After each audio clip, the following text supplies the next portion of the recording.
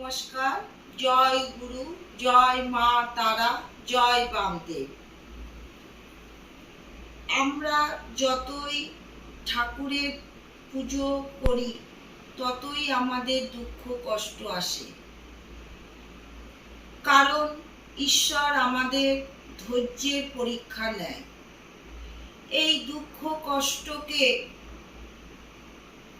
পুজো আর্চা করলে দুঃখ কষ্টগুলো সব কেটে গিয়ে ভালো সময়, আরো ভালো সময় দেওয়ার জন্যে এতটাই ঈশ্বর আমাদের দুঃখ কষ্ট দেয়, ধৈর্যের পরীক্ষা নেন উনি।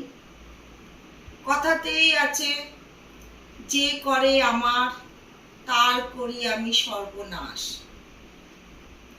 তবে সে যদি আমার পেছন না ছাড়ে তবে হব আমি তার দাসের দাস। তাই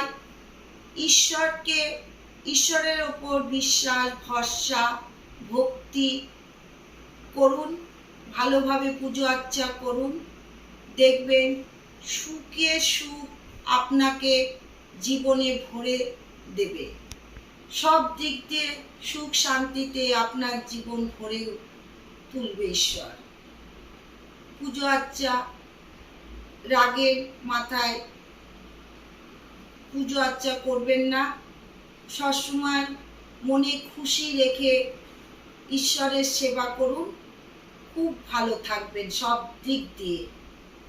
আজ এইটুকুই। নমস্কার, ভালো থাকবেন, সুস্থ থাকবেন। জয় মা তারা।